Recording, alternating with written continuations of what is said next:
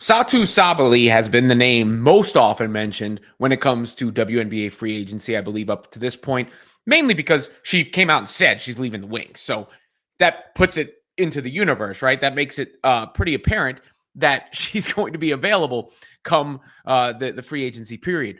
But another name or names that are interesting are Kelsey Mitchell and Kelsey Plum. I'll start with the former because that's been talked about before. Kelsey Mitchell's future with the Indiana Fever, I've discussed it a lot. But there was an interesting nugget from Annie Constable's piece of the Chicago Sun-Times today, where she ranked the top WNBA free agents and she put them in order of like availability. And number 2 was Kelsey Mitchell. And there was a couple sentences in there that like stood out to me. There's no question that she will be cored by the Fever, she wrote, but whether or not they can convince her to re-sign is still up for debate. The two-time All-Star will have her pick of teams. And I guess I didn't realize how much power core players still had. Because, you know, if they want to dictate their future, it seems they can. In that sentence, the two-time All-Star will have her pick of teams makes it seem like the possibility of Kelsey Mitchell leaving is still one that exists. And I had kind of written it off with the core designation before. Now, Kelsey left the door open in her last piece that she wrote for the Players Tribune. Hasn't really commented since. The Fever front office has made it clear bringing her back is priority number 1. They've spoken like it's going to happen. The coach has spoken like she's going to be a part of the roster going forward. It seems like an appealing place to be, to keep that best backcourt in the WNBA alive, to compete for championships, to continue to be a prominent figure in the WNBA. But I don't know what makes someone tick personally. So Kelsey obviously had a tragic loss in her life of her father. She's been there her whole career. Maybe she just wants a change of scenery for whatever reason, or something compels her strongly away from the Indiana Fever. So you have to leave that door open, especially when someone like Annie is reporting that, who, when she puts something out there, it generally has something to it. The words were still up for debate. And I guess that's where I'll leave it right now. Still up for debate whether Kelsey Mitchell will be back with the Indiana Fever next season. I'd like to think she would want to return, given everything I outlined. I love watching her play. I'll love watching her play wherever she plays. But it just would almost be a shame for a Hoops fan to see Clark and Mitchell broken up after what they were able to do in just 1 year together with the Indiana Fever. The other name out there is Kelsey Plum.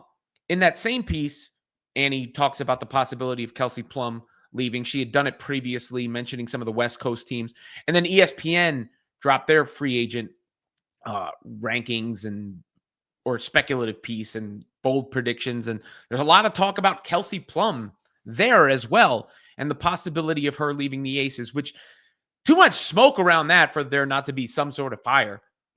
Kelsey Plum obviously has been there, won there, made her name in the WNBA there, but isn't at the top of the pecking order with the Aces either.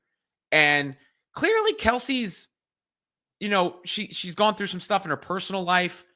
She left unrivaled after committing, which makes me think, you know, she's got some stuff on her mind, perhaps, and wanted to take the offseason to address anything.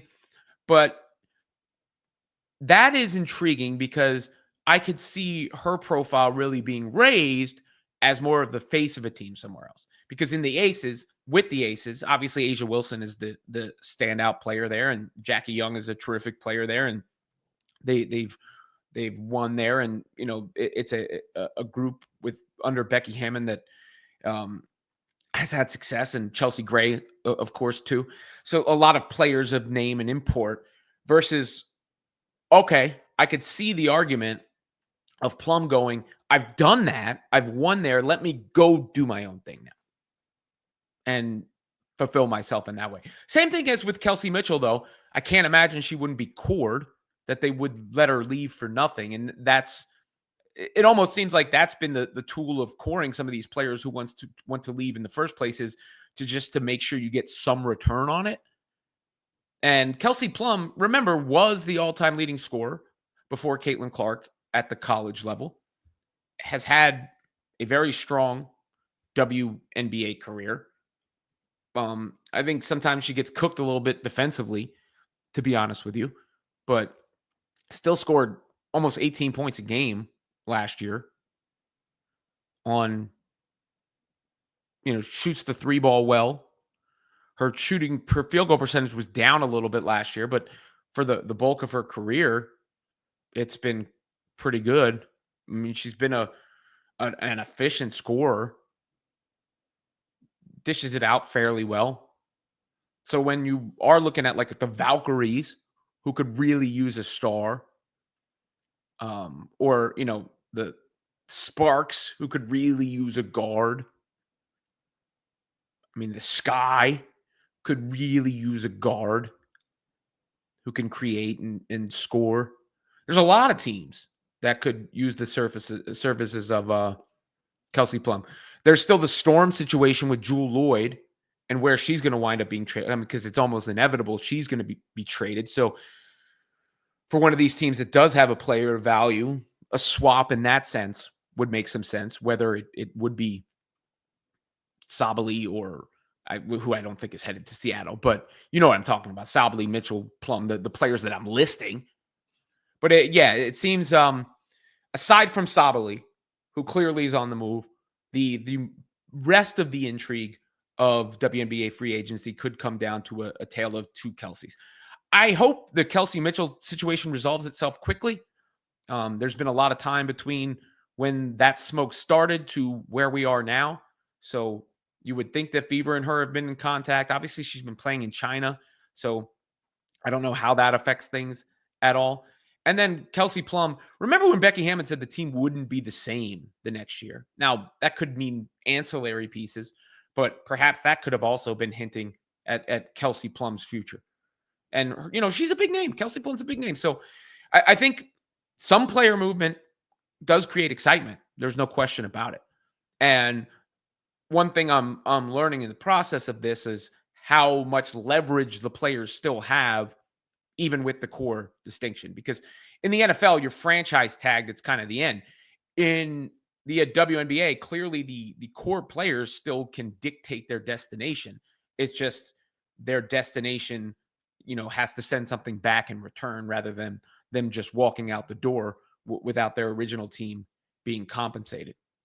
But, that's the story of WNBA free agency right now. That's the latest. And I kind of like that title, Tale of Two Kelseys.